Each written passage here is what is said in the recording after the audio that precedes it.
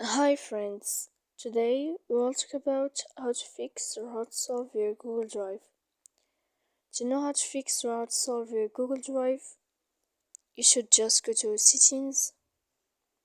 Here we'll enter two apps, default apps, app settings. After that you'll enter to Google Drive app.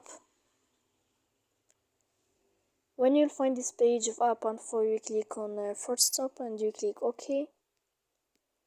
Here we'll enter to storage. Then we click clear cache. And in the end you can turn off your phone. If it's not working with you, you can go to Play Store.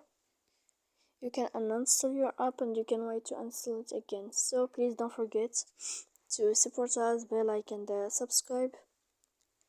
See you next time in another video and thank you for your attention.